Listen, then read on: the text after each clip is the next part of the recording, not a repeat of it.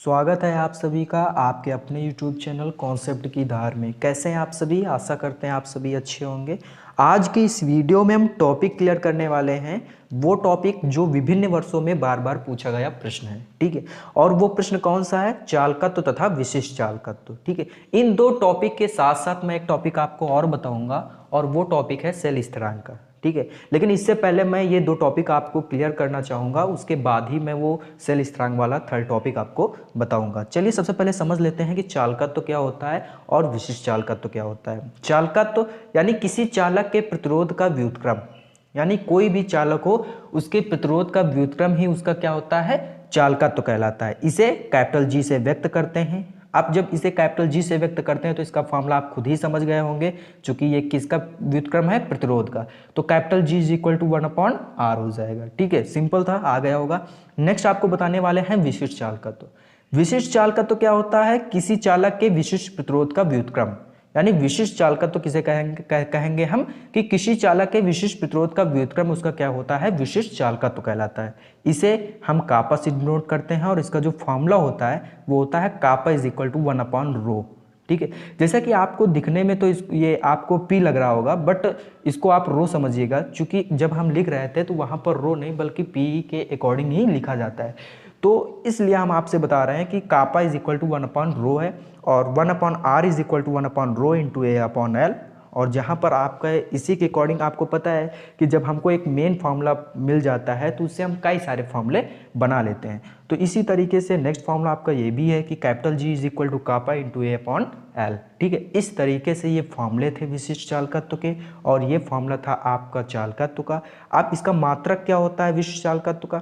तो विशिष्ट चालकत्व का भैया जी जो मात्रक होता है वो होता है ओम इनवर्स, सेंटीमीटर इनवर्स या फिर मेहो सेंटीमीटर इनवर्स। ठीक है, आप दो मात्रकों में से कोई भी मात्रक आप अच्छे से याद कर सकते हैं और उसको एग्जाम में लिख सकते हैं। तो ये था भाई चालकत्व और विशिष्ट चालकत्व की बात। अब एक टॉपिक आपको और बता देते हैं और वो टॉपिक कौन सा है? आपको दिख रहा होगा सेल स्थिरांक। ये टॉपिक भी बहुत ही ज़्यादा इंपॉर्टेंट है। जिस तरीके से आपका दो टॉपिक थे चालकत्व और विशिष्ट चालकत्व का, वैसे ही सेल स्थिरांक का भी टॉपिक काफ़ी ज़्यादा इंपॉर्टेंट है। मैं आपको बता दूं, ये टॉपिक बताने के बाद मैं आपको एक न्यूमेरिकल बताऊंगा। वो भी न्यूमेरिकल काफ़ी ज़्यादा पूछा जाता है और एग्ज़ाम में कई बार उससे रिलेटेड काफ़ी सारे न्यूमेरिकल भी आए हुए हैं। तो सबसे पहले समझ लेते हैं कि सेल स्थिरांक क्या होता है। तो सेल स्थिरांक क्या होता है कि किसी सेल के दो समानांतर इलेक्ट्रोडों के बीच की दूरी तथा इलेक्ट्रोड के अनुप्रस्थ परिच्छेद क्षेत्रफल का अनुपात ही क्या होता है? सेल स्थिरांक कहलाता है। जैसा कि आप देख रहे हैं, तो सेल स्थिरांक आपके समझ में आ गया होगा कि क्या होता है। ये कहीं ना कहीं ये दो समानांतर इलेक्ट्रोडों की दूरी होती है बीच की, और उसके साथ साथ इलेक्ट्रोडों के अनुप्रस्थ परिच्छेद का क्षेत्रफल होता है, और बस उन्हीं दोनों का अनुपात क्या होता है?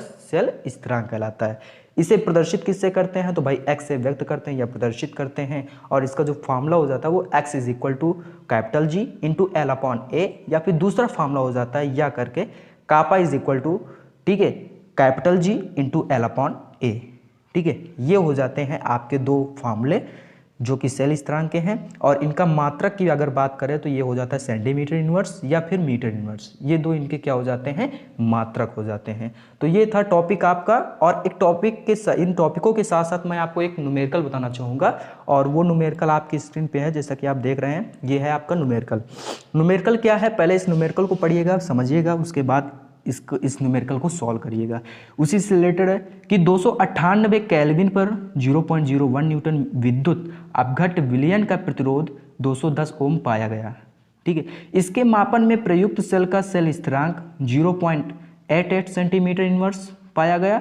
तो विलयन का आपको विशिष्ट चालक ज्ञात करना है। ठीक है, विशिष्ट चालक नहीं है बल्कि इसको आप विशिष्ट चालकत्व तो ही कहेंगे। ठीक है, विशिष्ट चालकत्व तो आपको ज्ञात करना है। ठीक है, फॉर्मूला ये है आपका, और फॉर्मूला हमने नीचे लिख भी रखा है कि kappa is equal to 1/r into L/A। आपने ये फॉर्मूला पढ़ रखा है, पहले से ही आपने ये फॉर्मूला पढ़ रखा है। और मैं आपको बता दूं कि ये जो 1/r है ना, और साथ ही साथ ये जो L/A है, ये भी मैंने बता रखा है कि L/A क्या होता है। L/A क्या होता है? जैसा कि आप देख पा रहे हैं, L/A ये x, ठीक है, x is equal to G, capital G, और L/A तो यहाँ पर जो आपका जो फॉर्मूला आने वाला है वो फॉर्मूला आपका यही है। अच्छा, आपको लग रहा होगा कि ये कैसे हो सकता है, copper is equal to G L upon A कैसे हो सकता है और इसके साथ साथ ये फॉर्मूला कैसे हो सकता है।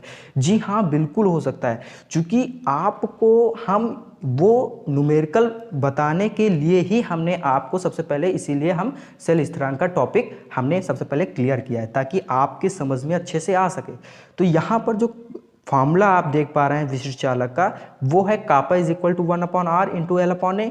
आप हमको यही ज्ञात करना है। तो नॉर्मल 1/r, तो r तो आपका दे रखा है ना भाई, प्रतिरोध दो आपका दे रखा है ना, कितना दे रखा है प्रतिरोध, 210 ओम, तो ये 210 हमने रख दिया है। अब एल अपॉन ए क्या है, आपका x है, और वही x का मान यहीं पर आपको रखना है, यानी सेल स्थिरांक का मान रखना है। तो वो सेल स्थिरांक कितना है, 0.88।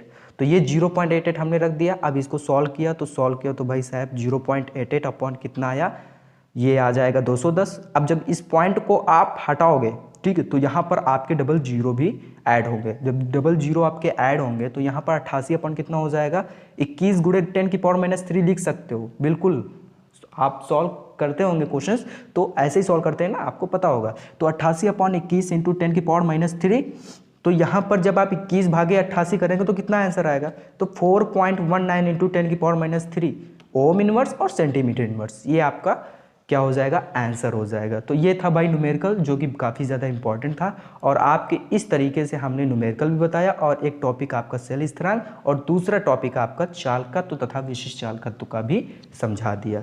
तो ये टॉपिक थे आज के इस वीडियो में, बस इतना ही। और नेक्स्ट वीडियो में आपको और भी अच्छे अच्छे टॉपिक्स लेकर आएंगे, और जो अधिक बार, ठीक है, एग्ज़ाम में पूछा गया होगा। तो इसके लिए धन्यवाद, और अगर आप हमारे चैनल पर पहली बार हैं तो प्लीज़ चैनल को सब्सक्राइब करें।